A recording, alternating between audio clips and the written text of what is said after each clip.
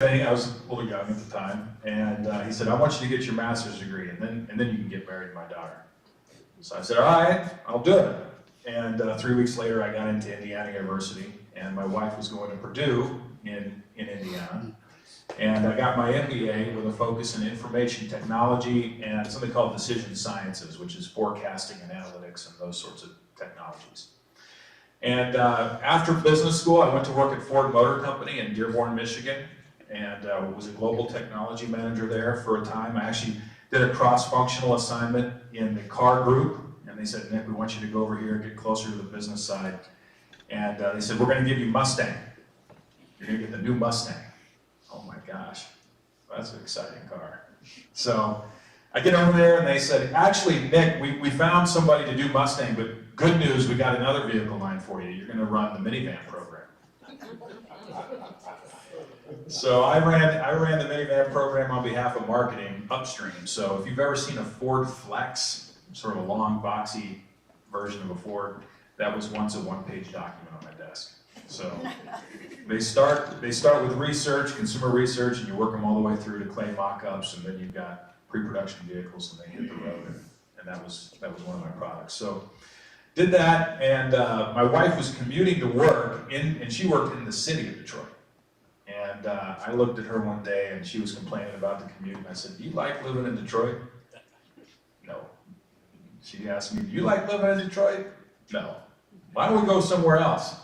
So we decided to come up to Alaska and come on an adventure, and that was a little over 17 years ago. So we've been up here for quite some time now. I came up here, I started a software business about 15 years ago. So we've got about 150 people globally, full-time, across 3 countries that build web applications, mobile applications, mostly for startups. We do a lot of work in the startup space. And we've helped people sort of take an idea that was maybe, honestly, sometimes a napkin, literal napkin, but usually in a PowerPoint deck or something like that. And we help them turn that business into a reality. So most of our clients are in the lower 48, and we have been helping people get businesses started across the country for the last 15 years. A few years ago, I started taking a look around, didn't like what I saw. And I think most of the people in this room don't like what they've been seeing either. That's why we're here on a Saturday morning. And started getting involved. We got involved with the Alaska Republican Party. I've always been a Republican. I've always been registered a Republican. For the first time I registered to vote, I was even in teenage and young Republicans in high school. So in any case, I got involved with the state party under Tuckerman and then later under Glenn Clary as a finance co-chair. And then eventually over at the Alaska Policy Forum, which is a pro-liberty, pro-freedom think tank here in Alaska. It's sort of the premier think tank for those priorities within the state of Alaska. And joined the board and then became the board president until just recently was the board president for the Alaska Policy Forum. I see we have a Policy Forum advocate over here with Tim, and he's done a fantastic job for the Policy Forum in advancing those priorities through the state. Also, have been a part of something called the Club for Growth, which is a similar organization but a national organization. And I've been a fellow with them for a little over a year now, and completed a fellowship program with them with a capstone down in DC earlier this year. Some of you will know that I was working with Congressman Don Young on his campaign, on his re-election campaign last year. And he asked me if I'd like to join that effort. I said, absolutely, I'd love to be a part of that and understand how the process works throughout the state. And Lord knows we didn't want Elise Galvin to be our next congresswoman from Alaska. So we were successful in that effort in defeating Elise Galvin and traveled all over the state. When the congressman wasn't able to be there and Don couldn't show up, I would show up on his behalf. I would introduce Senator Sullivan at certain events. I would speak on behalf of Don at certain events, and we were going from Ketchikan all the way north to Fairbanks. Couldn't get out to rural Alaska last year as most of that was locked down due to the coronavirus response. So in any case, I've been looking at this possibility, looking at the possibility of a run for a little bit of time.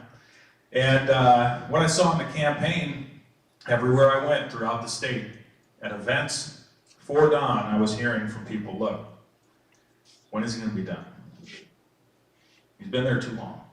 This is the last time I'm gonna vote for him. This is the last time I'm gonna donate to him. And they're telling me this at his events. And everywhere we went around the state, this is what we heard. And I said, wow, it is time. It's time for our generation to step forward and take the mantle of responsibility and leadership for this country. And so I put myself forward to do that. I'm excited about the prospects of it. We're working our tail off. I got Truman over here. He was the campaign manager for Don Young last time, and now he's my campaign manager. And we're really excited about having him on the team. So, in any case, I can talk all day. I'll tell you a few things, and then we'll jump into questions. But most important question: why am I running? Right? Well, I explain. I think it's time. I think it's time for this generation to step forward. But it's more than that. It's a lot more than that. I have seen Don. He's done a lot of good things in the past for the state, unquestionable. But I've seen some votes lately that have not been good. Yeah.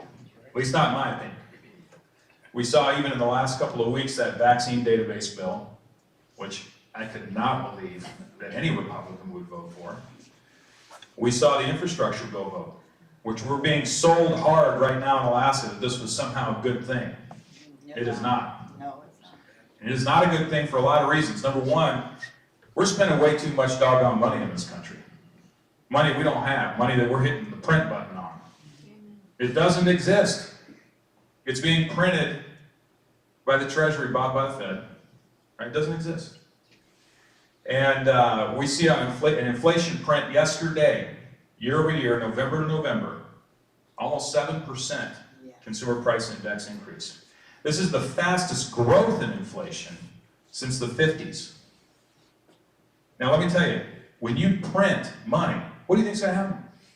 You're going to juice inflation. And the effects of that infrastructure vote haven't even started to work their way through the economy yet. That money hadn't even started to flow. And we got 7% before that even hits. These guys have completely divorced themselves from the real economy. And that's what happens when you're in DC for too long. Yeah. Right? So it was bad for that reason. It was also bad because it was the only thing standing between us and that Build Back Better, so-called Build Back Better bill, which is a bunch of BS. Yeah. So even the progressives didn't want to vote for that. Now we heard Don just this last week saying that he was proud to be the person who stitched that vote together in the House. Proud to help Joe Biden achieve his priorities. Who's the first Republican that Joe Biden's team called when they wanted to make a deal? Yeah. Don Young. Now we heard earlier, Don Young's not returning our phone calls. Well, he doesn't mind returning Joe Biden's phone calls. Where's the priority? So, bad vote. PRO-ACT vote. Don Young, one of 5 Republicans in the House to vote for the PRO-ACT. Now, what is the PRO-ACT? PRO-ACT is Biden's big labor bill. It's a big labor bill, and it basically takes the worst parts of California's labor law and tries to federalize it. And Don voted for it. This is not pro-Alaska. These are not Alaskan priorities. And it's time, it's clear to me, it's time that we need new leadership in the House. Now, we're a resource state, no doubt about it, always have been. From the time that we were fur traders, to the time there was a gold rush, to the oil boom, to today, we rely on resources in Alaska. Now, we got an Interior Secretary with Deb Haaland right now that is just picking this state apart, shutting everything that she can down in Alaska. Now, in her confirmation hearing, who do you think escorted her into the chamber? Don Young. They're friends. And he assured not just our Senate delegation, but the entire Senate, oh no, I know her. She's going to be good. I've worked with her.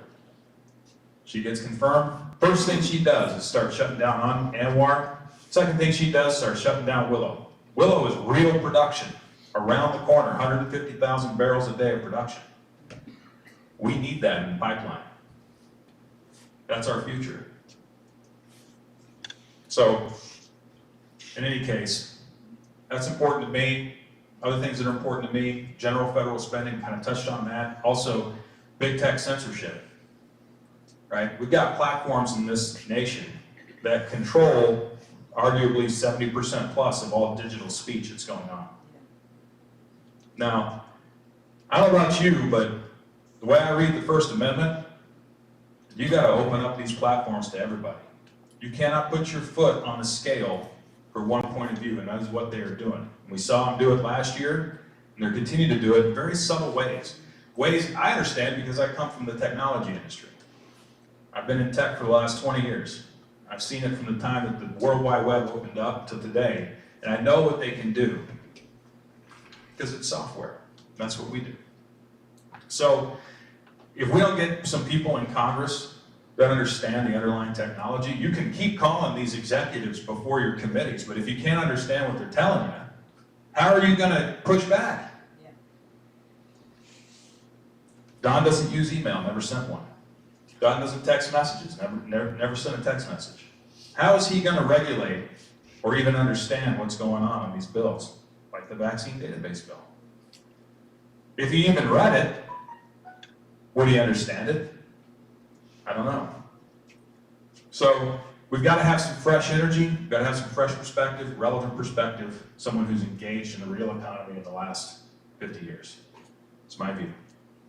I'll stop there, because like I said, I can keep talking, but I want to take questions. I want to hear from you. What are your priorities? What are your concerns? We got a question back here. Yes. Nick, I'll open this. I'll get to you. I'll get the first question.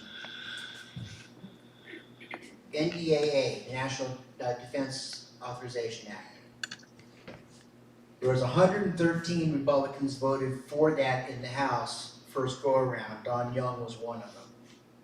In that was the poison pill of red flag, where that if a person believed that Mike Coons is a nutcase and maybe a danger to somebody, even though they don't have any proof of that fact, that they could go to a military judge. That military judge could send defense to my house as a retired United States Air Force NCO and confiscate my firearms. There was also 3 other poison pills in there. Don voted for that NDAA.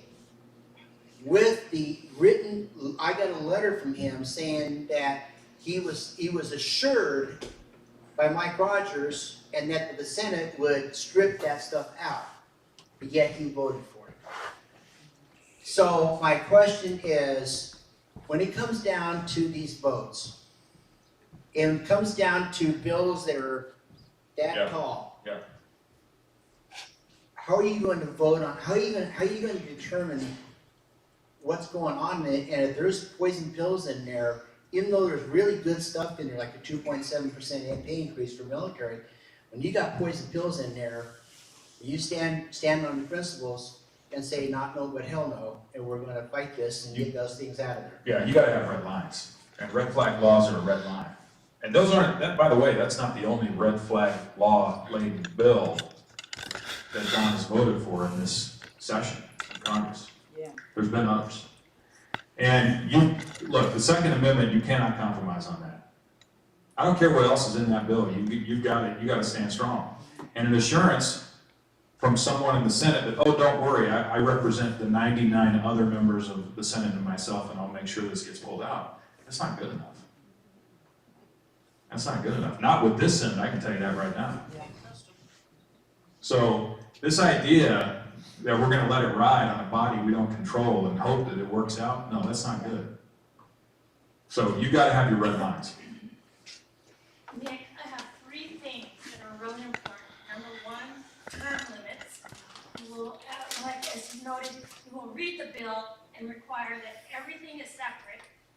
Number 2 is bring resources and employment opportunities are virtual to Alaska. There are many of us, especially veterans, who want to live here and want to live here in regards to having employment and still have family. Not have to be dependent on oil and gas. Number 3, we need family values to be put back into our society, because I'm right now working as a grandparent for shared parenting. Our families are being broken by the government according to the Social Security Act, Title IV, Part D. We are using our children as weapons to generate funds for the state of Alaska and the nation. I see all these folks that have their kids, and like you're not exempt either until they're 18. There are grandparents that do not see their children because there's animosity. We need to bring family values back to the platform, period. Thank you. Thank you. Thank you for those comments. And let me just tell you, the left thinks that the children of this nation belong to the state of this nation. Those children are our children. They do not belong to the state. They are ours. They are our responsibility. And, we talk about term limits. I want to address term limits. I support the idea of term limits. I support the idea of term limits if, one condition, we've got the ability for a small population state like Alaska to maintain influence in that body. Okay? If we can do that, I'm all for it, because what we've seen in this state is that when you send somebody there for decade after decade after decade after decade, it doesn't matter how you start. That city will wear you down. It's built to do that. Okay? Think about this. There is no greater location on the planet that has more money available than Washington, D.C. That is the ultimate trough of cash on this planet, right? So when you get lobbyists down there, you're going to get the most persuasive lobbyists money can buy. They're going to end up in D.C. and they're going to wear people down. And if we send people down there too long, they're going to get worn down. I don't care how they started. That's the way that town operates. Did you know that there's more than 40 registered lobbyists for every member of Congress? Oh my. 40. That's an army coming after every single member of Congress. You can't be there for 50 years. It's too long. That's an army. Will you sign a statement that you will either, you will promise up to 3 terms, and the fact is, if you want to stay in, you can run for Senate, but the bottom line is we have term limits across the board, because we're seeing this in Juneau as well. Yeah, I'd have to take a look at the statement. I won't commit to signing a statement that I haven't read, but I'd be happy to take a look at something like that. Yes? Hi, Nick, Robert here. One statement and then 2 maybe questions. Statement. Sounds to me like you're heading into, as is Kelly Chewbacca, you're nice people, you are, Kelly is. You're going into a place that's full of Masons. That's a nasty, satanic circumstance. Our government had 44 out of the 56 signers of the Declaration were Masonic. Things haven't changed. Masons are just undercover. You're going there. We bless you to be light. And whatever it takes to destroy the darkness. So that's a statement. Beyond that, first question of 2. First one is, are you for, and elaborate on this at some point, big government or smaller government? Smaller government.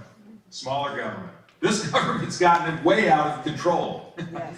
I mean, when Don Young came into office, you know the national debt was less than $500 billion with a B?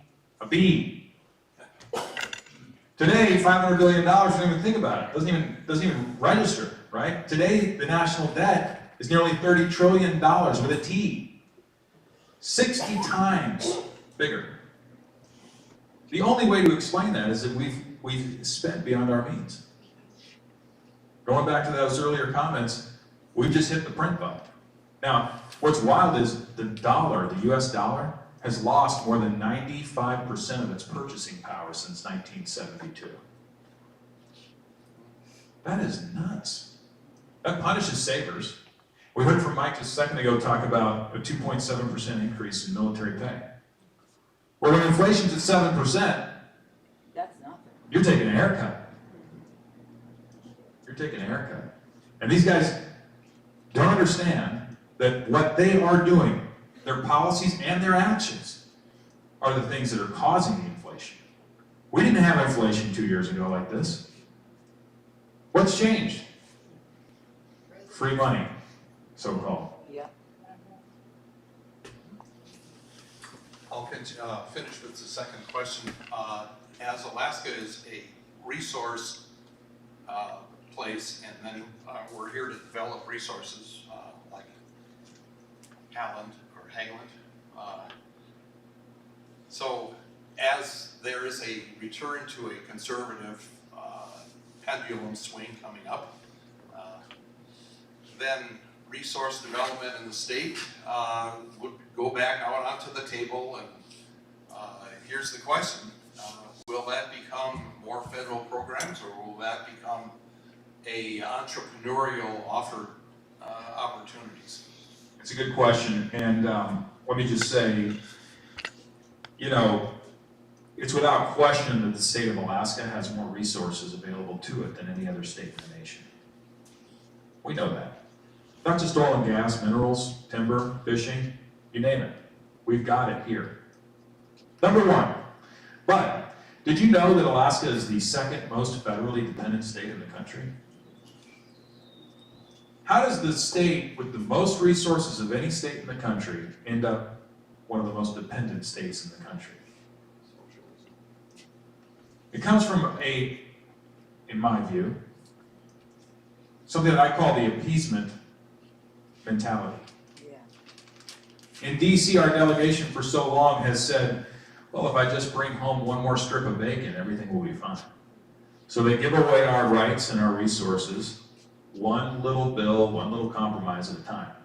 And over 50 years, this is the result. And it shouldn't be a surprise to any of us. Our generational wealth is under our feet in this state. And if we can't get to it, it might as well be on the surface of the moon. It doesn't matter where it is, because our hands are tied. And we've got to change the appeasement approach, in my opinion. We've got to be stronger, we've got to be firmer, we've got to go after our rights and get them back. And so, here again, and I think we see it with the infrastructure vote, I think Don Young and his office were shocked at the response. Shocked at how many people said, hey, what are you doing? Why are you enabling Joe Biden's agenda? Why are you spending us into a hole? Because the formula's changed. Alaskans have woken up. They've seen this connection and they're saying, no, this is not going to work for us. And so, you know, in my view, I would hope, to answer the question, that it's an entrepreneurial approach. I would hope that we have access to our resources again. I would hope that the nation understand the connection between what Alaska can provide and what the nation needs, right? There's a role for Alaska to play, whether it's the traditional economy or the so-called new green economy, wherever we end up, we have an amazing role to play if we can make what I call the business case for Alaska. We have 4 ambassadors in this state. We got the governor, we got our 2 senators, and our congressman or woman. That's who we have. No one else is going to make the business case for Alaska but those 4 people. And if they're unwilling or unable to do that, we're going to be left out in the cold. We won't be part of the solution. Our resources will stay locked up and we'll be a national park just like many of them on the left want to see. And that's what's happening right now. And it's not going to change until we change the people that are responsible for it, my view. Last time you were speaking, I took home one of your signs and it is proudly in the window of my house. I think they understand exactly what they are doing. They're out to bring us down on a level playing field with third world countries. And we're starting to see that with the lack of quality of life we have, the violence, the parents destroying their children, children destroying their parents. My question to you is they're bragging about a large increase in Social Security. However, that is also tied to a large increase in the premiums for Medicare. And that is totally tied into their deciding to pay for a $56,000 a year unproven Alzheimer's drug. And I think it's a wash, at least when I looked at the stuff I got from Social Security. I just started that. How do we get someone that can stop some of this nonsense? Who is Medicare responsible to? We need to have somebody that can clip their wings and hold them accountable, Yeah. because this is ridiculous. It is ridiculous. You talk about the cost of medication, touch on that. You know, we are the largest purchaser, the United States government, in all of its various programs, including Medicare and Medicaid. We are the largest purchaser of prescription drugs on earth. Yet, we do not negotiate prices with drug companies. And this is really an interesting fact. American pharmaceutical companies are responsible for somewhere around 85 to 90% of all the world's new drugs. And yet we pay the highest price. Right? You go to any other nation and those same treatments, you can get them for sometimes 10 cents on the dollar or less. And we talk about why does medical care in this country cost so much? We talked about it 1 minute ago, lobbyists. The pharmaceutical lobby has a very powerful lobby in DC. And you think they want the US government to start negotiating their drug prices down? No. But we have got to start there, in my view, right? Because it can't be a wash. Social Security goes up, right? You get a higher payment every month, and then it just gets eroded by prescriptions, right? What's the difference? But Medicare is going up. I mean, the Yeah, the premiums Medicare are rising. going That's up. right, and this is also another problem. I'm going to get back to inflation again. You know, they say that the Social Security is right. You know, that the payments are rising, but are they rising as fast as inflation is? 5.9% increase. That's right. So they're not rising as fast as inflation. You're taking a haircut even with that increase, right? 7%, 5.9%, 1.1% difference, right? So it's not even keeping up with the way that they calculate this stuff. And what's wild is, if you went back to the 1980s when they changed the formula on how to calculate inflation, our inflation would be in the double digits right now. They follow up on that. I think I've asked you this before in another forum. If you had a chance to look at the Social Security Guarantee Act that AMAC is supporting, Congressman Dan Weber has put forward now for the last 6 to 8 years, something like that. So we need, I've tried to get Don to support that, and he said he was gonna sponsor it, I don't think he ever did. So we need you, if you haven't had a chance to look at it, you do need to look at it, because I think this is a real opportunity to really fix Social Security. Because for those that don't know, what it will do is it does two things. One I'm not really happy about, the other one I am happy about. What the unhappy part is, it will raise the eligibility to 70 years old before you start being able to draw Social Security. Right now it's 66, it was Yeah. 65, it was 66 64. and 4 months for me. 66 and 4 months for myself. Yeah, so they want to raise that to 70.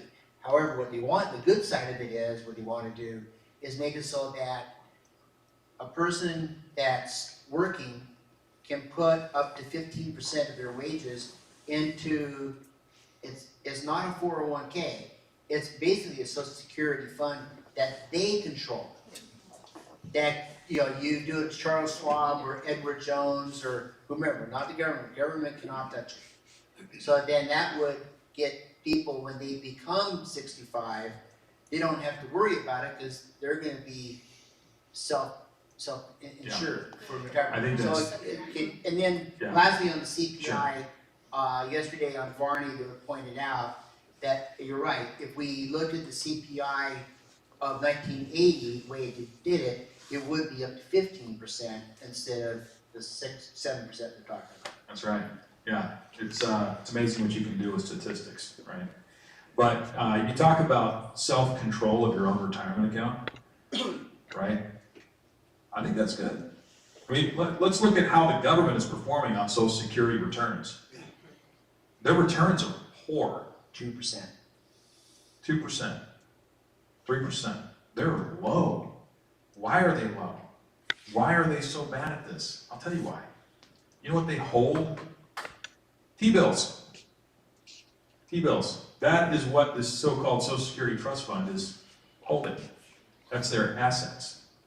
Now, when the government owes itself money, what's that called? It's an IOU. That's not a real investment, that's an IOU, okay?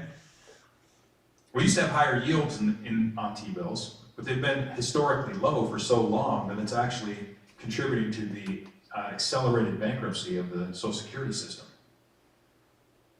right? Because these bills don't yield anything of any consequence, and they don't themselves keep up with inflation either.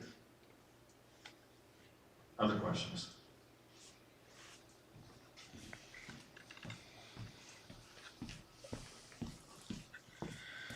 Yeah. Yeah. I don't know if it's necessarily, still again, on resources, but I work in farming. And the farming has eroded, You put the microphone closer to your mouth. okay, the, farming has eroded tremendously in the state of Alaska. And what needs to happen is the subsidies need to be taken away, because the government is paying you not to do something. And that is eroding us. We have lost a lot in this state for inspections. We've lost butchers. We've lost people who, we used to have potato fields everywhere. We don't anymore because they don't want you to do it. Or big business is saying, oh, we can use the gravel in your property and that'll get you more money. So that needs to be addressed also. Food security is important in Alaska, especially with the pork situation that we have right now. If that thing fails, it's going to make life a lot more difficult up here. So food security is really important. We have quite a bit of land in the state that has not yet been developed for any purpose at all, and is perfectly good for farming. One of the challenges that I hear from folks when we talk about farming, especially out here in the Matsu, is we've got to do more as well to bring in younger people into the farming business. Yes. And if we're going to keep generational farming happening in Alaska, we've got to make sure that the next generation makes it a priority. I have an uncle. He passed away a few years ago. He's a World War II veteran, but he was down in Tennessee, and we used to laugh as kids because he'd tell stories about how he got paid not to raise pigs. Yeah, and it happened up here too. He got paid not to do something, to your point. That's crazy. That's crazy. And when you do that year after year after year, what happens? Well, you forget how to do it. You lose the ability to do it. You don't maintain the equipment you need to do it. Right. And then you lose that capacity, that productive capacity. That's not good, and it distorts the real economy. Yeah. Right? If you want someone not to do something, let the laws of supply and demand figure that out. That's capitalism. That's how this nation was built, right? And when the government interferes and changes the incentives of people and businesses, there's bad outcomes. My opinion. One of the things too is when you pay people not to do things, then their kids think that's the easy way around. And then they have dysfunctional kids, and they have baby mamas and baby daddies, and then you get us caught up into the child support issues, and it's all a cycle and a circle. And if we don't start getting, there was a program for the veterans for agriculture, that never came. It was it was an agenda that they had planned for, but nobody followed up. And I talked to an agency in down south last week, and they are trying to build little houses for veterans up here. But what we have is we have a good old boys club, and we know that, and growth doesn't come because we have kingdoms. And when it comes down to veterans, I talked to Don Young on this, why are we not getting dental? And I asked the lady that sponsored it, and she said, well, you need to call Don. And I called him 3 times, and still we have not been sponsoring that bill. Well, I'll tell you, there's a couple things to unpack there. One, yeah, when you pay people not to do things, when you reward lack of effort, well, what do you think you're going to get? Right? When we look at labor force participation rate in this country, and we're seeing that decline because people say, well, I think I'm good. I don't think I need to be in the workforce right now. Yeah, unemployment, the official unemployment number is relatively low, okay? But you gotta look behind that number to see how many people are actually actively participating in the workforce. And quite honestly, again, government interference, we saw what happens when the government says, hey, you know, we're gonna do this vaccine mandate. Something, by the way, Don Young actually has in his office, if you can believe it, a vaccine mandate. Actually fired someone who chose not to get the vaccine. You don't hear that on 6 o'clock news. Okay? But you do that, you've got people, and I've met them out here in the valley and other places around the state who took early retirements because if they didn't get the vaccine, and their personal choice, chose not to do it, they were going to lose their retirements and their health care. And they took early retirement. What does that mean? Those are people no longer in the workforce. And it exacerbates the employment situation that we have in this country right now. So you're 100% right. You know, there's 2 ingredients, in my opinion, 2 key ingredients, maybe not the only ingredients, that have made America so successful over the last 200 years. Hard work, Protestant work ethic, and innovation. When you disincentivize those 2 ingredients, you're killing the thing that has made America great. And we see that in these policies. Whether by design or by accident, that's what's happening. Now, you talk about veteran dental care. I can't speak to that in great length. I'd be happy to learn more about that particular issue, but it seems like there's money for everything these days. But where's the priority? That's also a question, right? Are we taking care of the people that took care of us? Sometimes you got to wonder if the priority is in the right spot. Yes. Nick, one point of interest in that question. Sometime back in the mid-70s, I heard an economist make a point that I think is still relevant today. His point was that it takes all the money to buy all the product. And I think that's still relevant today as it was then. And my question to you is, rural Alaska is going to be a really important part of your campaign. Don has had that sewed up pretty tight for a long time. You have a way to get out there and kick that a little bit? We do. We'll be all over the state. We'll be in rural Alaska. We'll be on the road system. We'll be on the ferry system, right? We're going to be everywhere there is. Because I'll tell you one thing that I got a deeper appreciation for this last year as we traveled all over the state. Alaska is really several states jammed into one state. Rural Alaska is as different as Anchorage is from Fairbanks, is from Juneau, is from Wrangell, Alaska, right? It's all different. Different issues, different constituencies, different priorities. And if you don't go out, if you can't go out to these areas, well, you're gonna lose touch. You're gonna lose touch. And so traveling the state is par for the course for anyone who desires to represent us down in DC, and you can bet I'll be traveling through rural Alaska. And I'll tell you this, anybody who thinks that their vote is an auto lock because they've been out there, and I don't think they've been out there lately, right? And I'm encouraged by folks that I know out in rural Alaska, and I'm looking forward to going and meeting them face to face in their communities as the campaign proceeds. A follow-up on that, I just heard this the other day, again, I cannot endorse any candidate. Kelly Shabaka has been hitting the native population hard. She was at Bethel, she was met at the airport by several folks there at Bethel. Just about a month before that, Lisa Murkowski showed up and nobody met her at the airport. Kelly went to Barrow and she had a real good turnout up there. She went to Cold Bay, big turnout out there. She went to Shektovic, big turnout up there.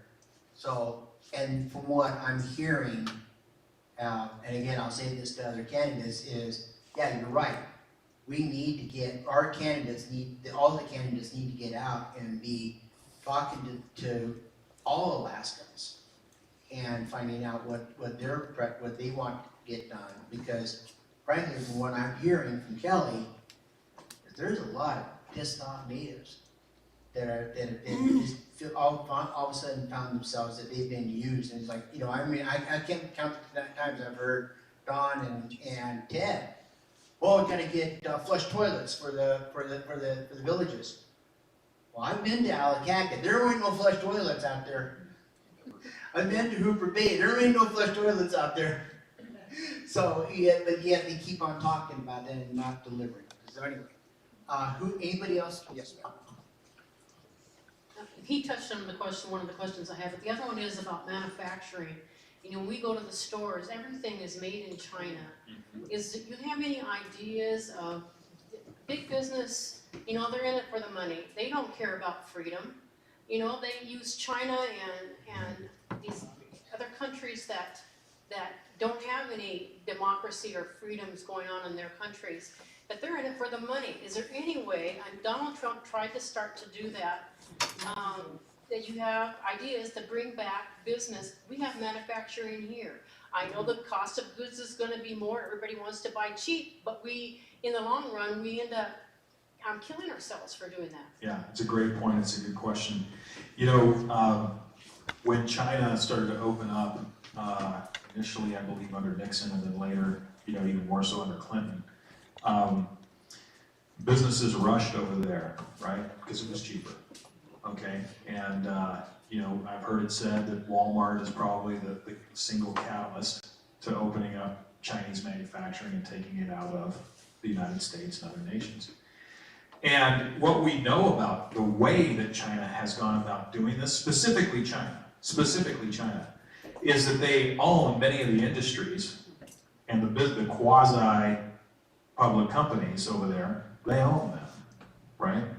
And so they are cross-subsidizing the cost. They intentionally lower the value of the yuan, prevent it from free-floating on global currency markets, because they know that if they were to do that, the value would spike relative to the dollar and things would become more expensive in dollar terms and they would no longer be competitive, right? So it's an anti-competitive measure. And what Donald Trump did, to his credit, is he said, hey, you're using anti-competitive practices in your manufacturing processes that are making it harder for the United States-based manufacturing companies and other manufacturing companies, by the way, from being able to fairly compete on the open market. We don't have access to their markets the way they have access to ours. This idea of, hey, we need to have fair trade, yeah, both ways. Yeah. And we don't, right? Now, whether that manufacturing leaves China and comes back to the United States, whether it goes to Mexico or Vietnam or some other place, let me tell you something, there's a lot of people that can make plastic things. I guarantee you. You put the hammer down on China, that's gonna go somewhere else. I'd love to see it come back here. What's amazing about the United States, we have the highest productive labor force on a per hour basis anywhere in the world. Anywhere in the world. So, now I gotta go back and look at these numbers, so I'm gonna give you directional numbers, okay? Directional numbers. But let's use this as an example. Average American worker Okay, let's say they make 25 bucks an hour, all right? 25 bucks an hour. What do you think somebody in Bangladesh makes, or China? 10 cents? 25 cents? Let's be generous, 25 cents an hour. That means that our worker has to be 100 times more productive than that worker in China in order to be at parity from a cost perspective. How do we achieve it then? Innovation. Remember we talked about hard work and innovation, right? American innovation makes the productivity of the average worker far more productive than these other nations. That becomes robotics then. That's right, robotics. That's a big piece of it. Now, what is one of the things that China has done? They know this, that they're not naive to this idea. So what do? They steal our intellectual property, the things that allow us to be as productive as we are. And when you operate within China, you're required by law, by the government, to give up your intellectual property rights and the secrets, the trade secrets that you have in your manufacturing. And so to your point, big business has made a deal with the devil on this thing. They went in willingly knowing, okay, we're gonna have to give up all the things that make us what we are. And so we shouldn't be surprised now they're coming back being more competitive, more competitive, more competitive. That was their goal from the start. That's why they had those rules. And, when we had the tariffs under Trump, those were good. Because they were a way for us to push back against all the set of anti-competitive practices that were happening within the nation of China. And they didn't like that too much, right? We never even got to the second phase, and they never fully lived up to the commitments that they made on the first phase, which was to buy American farm produce in China. They never did quite do that, right? So I think a firm hand with China is really important. If we're going to restore American manufacturing and production in this country, we're going to have to do it. And I can tell you the way that we're abusing the dollar, as we talked about today, it's only a matter of time before the dollar becomes worth a whole lot less, right? And if we don't have the productive capacity left and the knowledge to start making these things ourselves again in this nation, well, not only will we have hyperinflation, but we're not going to have the ability to recover from it because we don't have the ability to produce ourselves. And who's going to want our dollar in that situation? Nobody.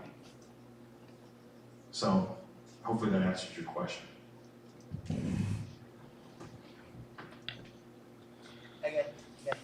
Right here. I'd like to know kind of what you think you can do anything at all about the runaway stuff at National Institute of Health. To me, Dr. Fauci should be in jail right now and nobody's doing a thing about it. I've had 3 friends go to the hospital with COVID. 2 of them didn't come home. 1 of them did.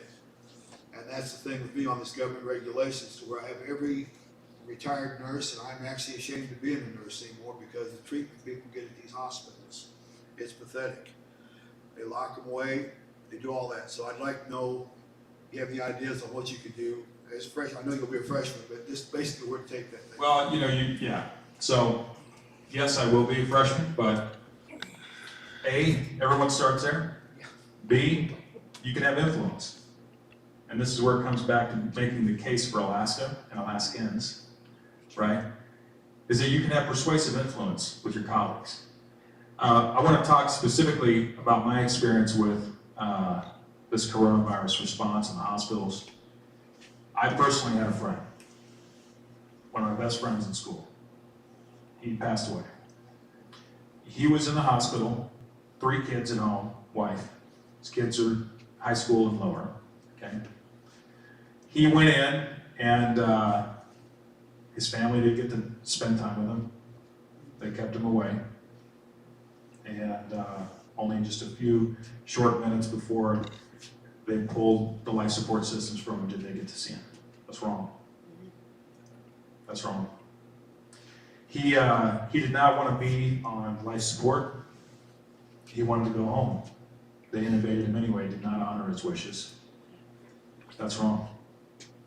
What we have seen in this nation right now, the way that our government has responded to this so-called pandemic, is really hurt families. It's destroyed people's lives. The intervention that's occurred, both economically and personally, has been devastating. And those kids are not going to have a father growing up. and they didn't get to see him as he passed away. So I am definitely passionate about that, and I'm passionate about personal medical freedom and choice. Because look, we're a free nation and we're going to stay that way. We're a free nation and we're going to stay that way. And the people of this nation have their own ability to make their own personal medical decisions. That's what we've been told for the last 40 years. It's your decision. Why has that changed? Right? Personal accountability, personal responsibility, personal medical decision, my view. And that's why I'm opposed to that vaccine database bill that Don signed on to. It is not the government's business. It is not the federal government's business to keep track of that for you. I wanna follow up question on that, and we have one last question to call it. Money talks, ovarian scatology walks, right? As my favorite general used to say. So, as in Congress, would you be pushing for a congressional investigation or committee or whatever that could take a look at what these hospitals have done, like Providence and these others, that it withheld medication, withheld treatment as per the patient and the patient's family, and then not only do the commission and get that fact finding and get that answer, but then turn around and say, oh, Providence, you owe us X from Medicare and Medicaid because you violated these civil liberties. You did not go and do no harm.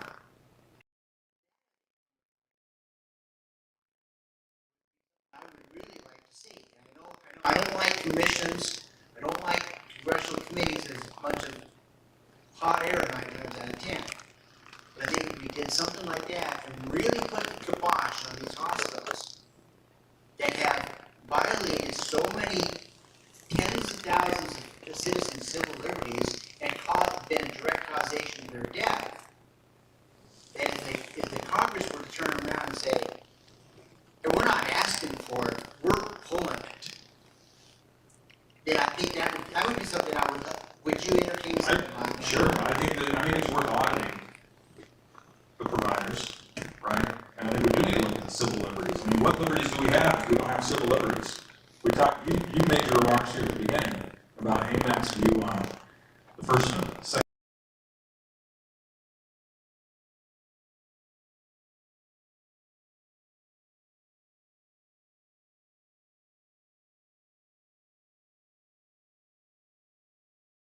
It's easier to do that when you don't have an emergency. It's under the guise of emergencies that your civil liberties are most easily eroded.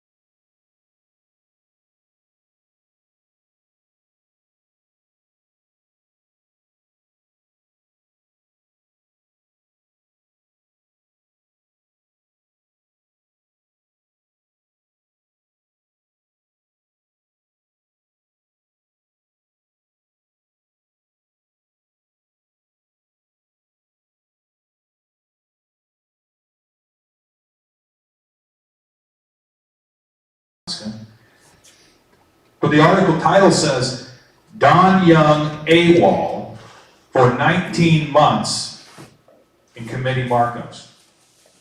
You know, he didn't show up to the committee markups for almost 2 years. Now, I don't know about you, but if I didn't show up to work for 2 years, I wouldn't have a job. I don't know too many jobs where you can do that. I guess Congress is one of them. But we hear about, oh, seniority. How much does seniority matter when you don't make the meeting? Did you know that Don Young is actually on a lawsuit against the idea of proxy voting? Proxy voting. Proxy voting is not something that used to be even permitted in Congress. But under Nancy Pelosi, she chose to implement this thing under the guise of, again, the pandemic response. Oh, well, we can't possibly meet in person. Let's meet via proxy, and I'll give my vote, right? Don says. He'll give Alaska's vote, I don't know, to the representative from Indiana, which he did last Thursday. He's voted more by proxy than almost any other Republican in Congress, and yet he's on this lawsuit, and in his own press release calls it, quote, flagrantly unconstitutional. He's not making the meetings, he can't show up, he's proxy voting, giving our vote to other people. Come on. That's wrong. That's not representation. That's not the representation I voted for, and I don't think it's a representation the people in this room voted for either. Dr. Carlson pointed out too, there was one from the PDRK, the People's Democratic Republic of California, and I don't remember who the other one was, that haven't been to Washington DC now for almost 2 years. That is inexcusable, in my opinion, inexcusable. And in fact, his office asked the staffer, had they ever seen Congresswoman, I can't remember her name, she's the one that wears the cowboy hat all the time. And the staffer says, she's never in the office, never seen her. And she's been working for it for 2 years. It's unbelievable. Yeah. So anyway, thank you, kind sir. Thanks for having me. Great questions. Yes, Tom? Can we get him to come back maybe in June or July? Okay, here, let me kind of lay out the idea, how we're gonna go on this. But anyway, thanks, and phenomenal questions. Thank you. Give yourself a round of applause for some really tough questions, and some really good, I thought they were really good answers. I don't know about you, but I don't think, I didn't hear any soft shoe around much of anything. You know, you didn't know. So I appreciate that, and I really appreciate you being here. Now, here's what's on the agenda for this year from an election standpoint. Again, being a 501c4, we can't endorse, but we also have to show equal opportunity for all the candidates. So what I'm doing is, Nick has got an hour. We got another individual, I can't remember his name right off the top of my head. He's gonna be here next month. And then Kelly Shabaka is gonna be here for February. And so she's gonna get a full hour, because last time she was here as the director of administration. So she was here in a state capacity. So she has never been here running for the US Congress or US Senate. So she'll be here for an hour. Now, because of all the problems we had with Zoom with Randy, he's gonna get a 30-minute shot here physically. That's what he said. He's going to be back in Alaska by January. So he's gonna be here. He is scheduled for a half an hour. I'm not giving him a full hour because he's already had a shot, but I'm gonna give him at least a half an hour because of all the problems we had with that. Then in March, Greg Redford is another candidate for U.S. Congress. He's going to be here. I have asked Congressman Young to be here for April. I have not gotten a return response back. I have gotten return responses of the other candidates, including Nick, of course. So then, that'll be That'll take us up to April. Then what I want to do is, there is like 9 people running for US Senate.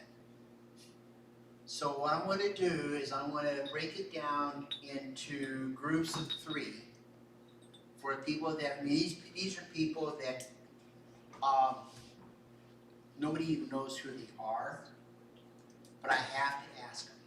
So I'm going to be asking. So I'm going to do a group of 3 in May, a group of 3 in June, a group of 3 in July, and group of three in those 2 months. And then I want to ask Lisa Murkowski for 1 hour in July. Because the primary, the jungle primary is in August. Yes, it is. Now, does everybody know how the jungle primary works? No. You're going to have on the ballot all these people that are running for US Senate. All these people that are running for Congress. You're going to vote for one person, your pick, out of all those people. So let's say, and again, we're 501c4, but can't endorse. Let's say that you pick Nick Begich. And other people vote for Don, and other people vote for Randy.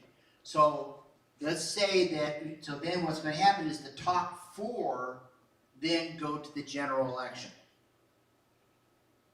That's where then, when that happens, what I'm going to try and do then is in October, because we got hunting season in September, and people don't, remember stuff that long anyway, so I'm going to do October, because November's the election, right? So what I want to do is I'm going to have the top 4 for Congress come in on the 2nd Saturday of October. The top 4 for Senate are going to be the 2nd Saturday. So this is going to be most likely a 2-hour debate. So what's going to do is I'm going to lay it out. Each person's going to get their 3 minutes to introduce themselves, and then I'm going to have pre-done questions. We'll get the questions. They're going to get 2 minutes each. And then at the end of that, they're going to get 3 minutes to close. If I got the time, maybe I might be able to say, each candidate ask another candidate a question. I don't know. I have to see how the timing goes on that, but I'm probably not going to, because we're going to be close on time. So that'll take care of the congressional, and that'll take care of the Senate. Now, what I did learn the other day on ranked choice voting, so for your knowledge, again, 501c4 cannot endorse anybody. I'm not telling you what to do. There is a 5th box in that ranked choice voting. It's called write-in. I didn't know this until here recently. So what you could do, if you want to, is you could pick a person for your number 1, and you could do a ranked choice for number 2, and then the other 2 as 3 and 4. That could have some really interesting implications if there's a whole lot of write-ins in number 2, because as it moves up, it's going to skew the whole thing. So the person who's really number 1 is going to stay number 1. That's something to think about. Not advocating it, but something to think about.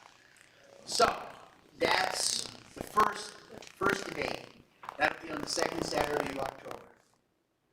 What I'm proposing, and I would like to get what your thoughts on, is the next Saturday doing a governor's race for the top 4 for debate. And what I'm thinking is, because of the redistricting, they've added a district in the Matsu, District 26. So what I'm thinking about doing there is bringing in those top 4 for 26. Because I think everybody here knows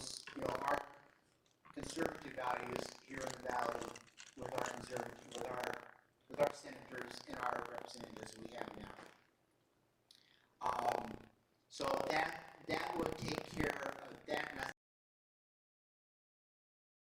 because that's gonna be a 2-hour run as well. But I really wanna be able to get that information out to you so that you as a voter can make your determination of whom you want to vote in the ranked choice voting. So I think that'll help a lot. Yes, ma'am. Just a real quick question, as, being as the, Prop 2 is in, going to be, has been brought up by, to the courts to drop it because it is against the Alaska Constitution, will be judged on before the election or not? Or we don't know? I don't know. I know, Mead Treadwell, Yeah, and there's a Democrat, I can't remember his name, that a have filed. libertarian. A libertarian, and apparently from what I understand, this lawsuit actually has some teeth, some actual good stuff in it, whereas the other one was, from what I understand, was kind of flaky from what I understand. But I think, I don't know, it depends on what the Superior Court does. If the Superior Court takes this up right away and comes out with a ruling, and hopefully rules in our favor, yeah, ranked choice voting is out the door. But if they don't, we're stuck with it. So yeah, so that's kind of where it stands right now. But if they don't, we're stuck. Any other questions? Okay, so if you guys like that kind of layout? Yep. You like that agenda? You think we can handle two meetings in October? Yeah. Okay. Again, and I love this, and I love this bunch, I love this membership because you ask good questions and nobody gets, and if Lisa is here, please respect her for her office if she shows up. Well, she did that one time, but Don has been here twice. I'll give him that. Dan Sullivan's been here twice. Lisa's been here once. So we'll see. And this is a campaign period. She's probably going to show up. She's going to want your vote. And again, it's a 501c4. I cannot endorse any candidates, and I'm going to let you guys decide how you want to do it. And when you ask her your questions, and see if she tap dances around it, and I know one of the things I'm going to have, and I will say this, I'm going to commit to this because I've seen her do it, and she's really bad about it, as well as others. I am not going to let her filibuster your answer for 15 minutes. Because she has done that in the past, and I will not allow that to happen. I want a distinct answer, because they're going to get, when I say 2 minutes, she's going to get 2 minutes to answer it. And that's even when she comes in July, if she comes in July. I want to really kind of hold her to that, because I just really irritated me last time she was here. She just filibustered her answers, and that wasn't allowing the questions to be asked. So it kind of irritated me. So, other than that, so that's from that, so I can stop beating that dead horse. From another VA issue that just came up, and I've been posting it on Facebook, got some really interesting responses back. How many for the veterans, did you get an email from the VA talking about masks at VA healthcare facilities? Okay, so you read the same one that I read too. According to the VA now, and this tells me that the government now is making this assertion, that cloth masks are no longer allowed in a veteran's VA healthcare facility. So is that the government saying that wrong all along?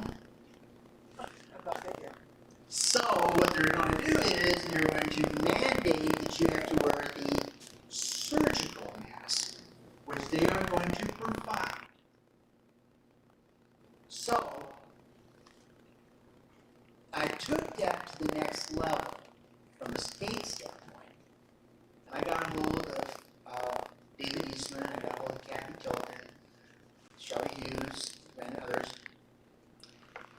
And because Kathy is on the legislative council with Stutes, who has been pushing this whole mask mandate in the legislature and keeping us from going to go see our legislators in June. So I asked the question was, okay, if the VA is now saying that cloth masks don't work and you have to wear surgical masks, does that mean that in order to wear a mask in the state legislature, that the state of Alaska is going to have to purchase surgical masks? And then the big question is, are those surgical masks made in communist China by Rivers, whatever you pronounce it? And my understanding is there's some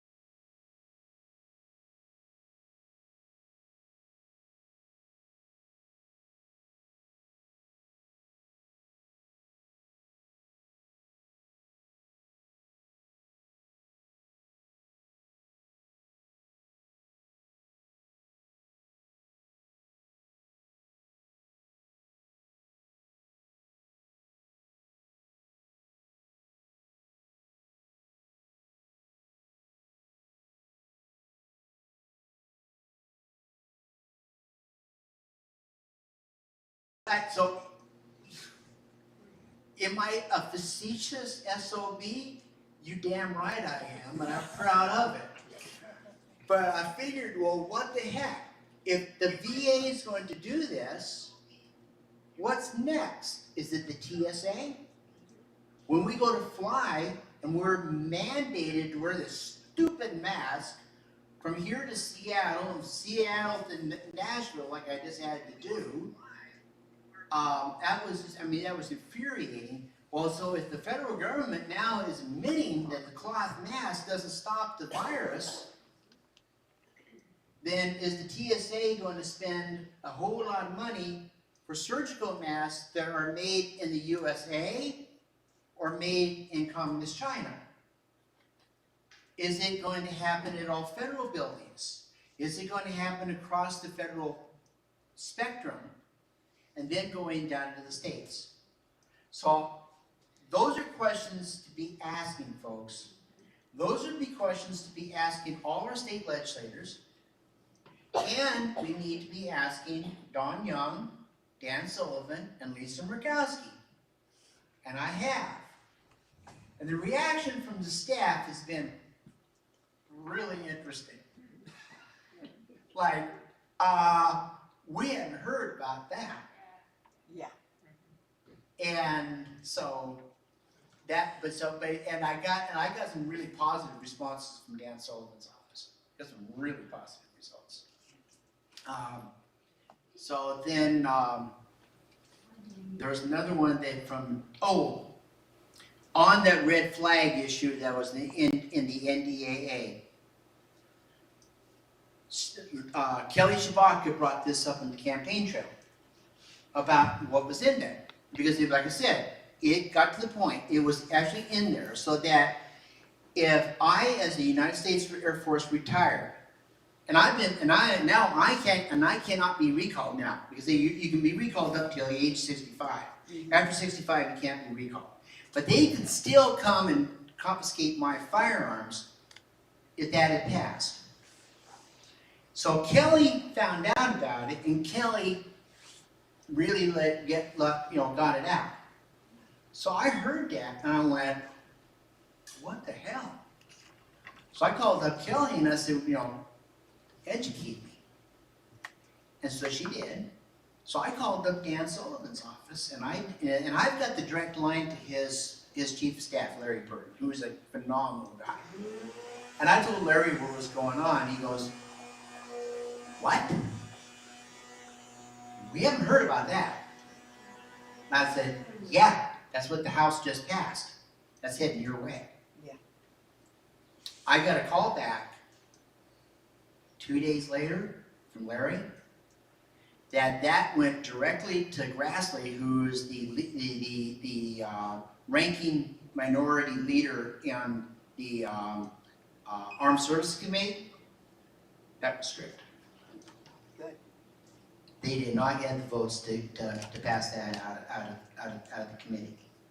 So it's little things like that. When you hear things like that, when you hear that veterans are being attacked, when you hear all these things that are going on, when you hear, and you got substantial knowledge that it's absolutely the truth, I mean, don't go, saying, well, I heard that, the Martians landed in his yard last night.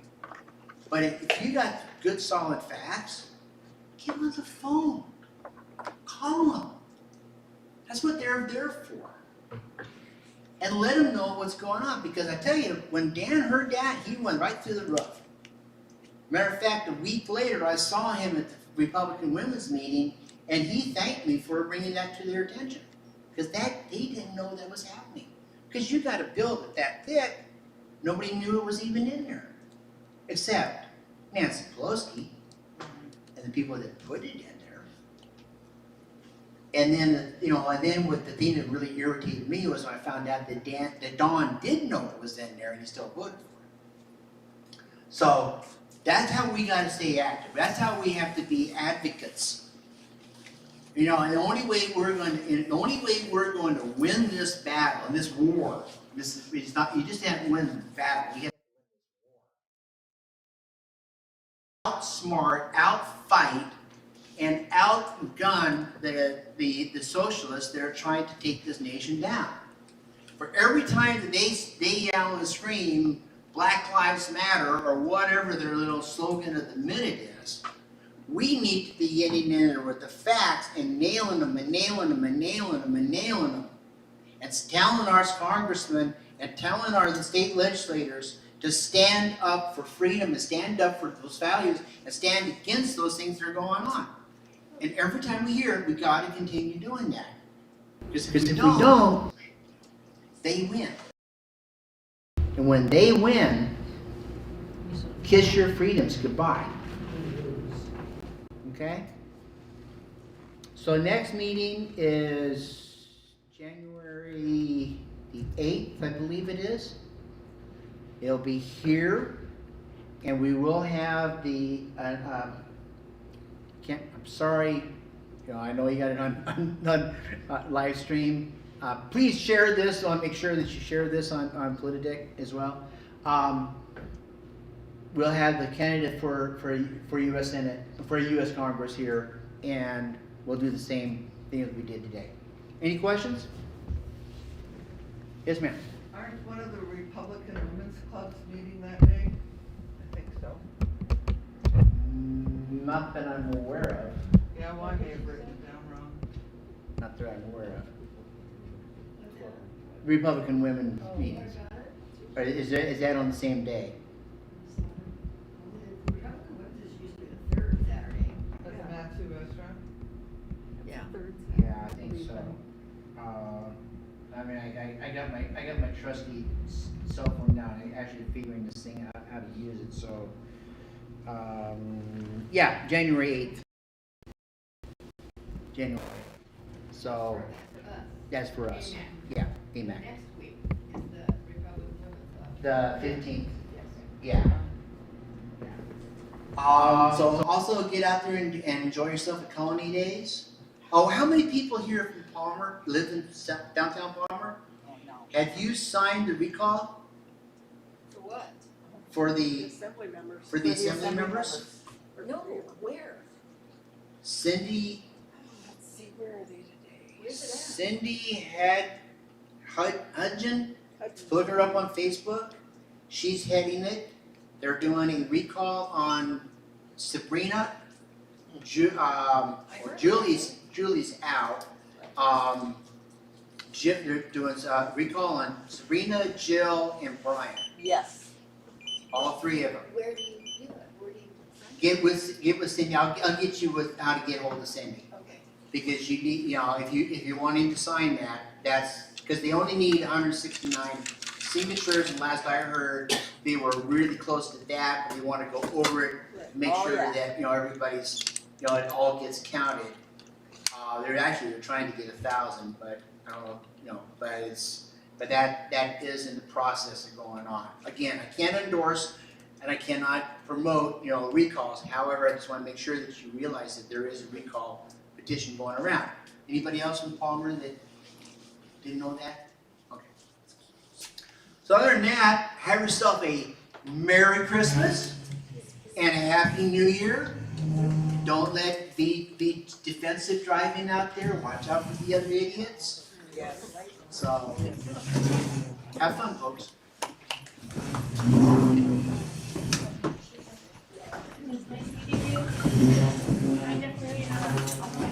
Hi, all of my fellow Alaskans. Thank you all for joining us here today. Sorry for all of the technical difficulties that we've been dealing with. This is my first time using rebroadcasting software. We had a power outage that just hit for a brief second, knocked down the entire network inside of the building, had to restart the entire broadcast from scratch. Thanks to that, I learned that if you don't have everything synced right, you'll never get it all working back the way it's supposed to by the end. And now that it's finally over with, all of the different cameras within inside of the building that I had set up here are finally functioning the way they're supposed to. But you would never have known that if you weren't watching what was going on here before. So it was like this one right here. You can see I have a dual cam system set up that I can go and virtually go and look everywhere inside of the room, wherever people may be, and be able to pick them right up. This is what my intentions were when I first started this, to have a quality sound system attached to it. But unfortunately, thanks to that power outage, everything went wonky, and it took a little bit of a while to get it all back up and connected again. And learning curve. Like I said, very first time I've ever used this software, the Restream product. You can find this video on Politic Unfiltered, Politic at YouTube, Politic at YouTube and Twitter. So it's this is all the different places that I'm live broadcasting this to today, and hopefully everything worked out right. I know we lost sound quite a few times during this broadcast, and hopefully the next time, thanks to this learning curve, it's a steep learning curve, I'll tell you what, at least everything is up and working the way it is supposed to. The only thing I still have left to try to get fixed is the Politic website has been down now for about 4 days, and that is because the network services that were hosting it, some reason or another, they completely crashed the server, deleted the website. They're trying to find a recovery back up and get the site back up and running again, but who knows, no clue what they had done. If they don't get things fixed by the end of this coming up weekend, then I will be going with a whole brand new service and restarting it all from scratch, because I can't afford to keep keeping this stuff down. You guys all have a great afternoon. Again, don't forget to like and share. And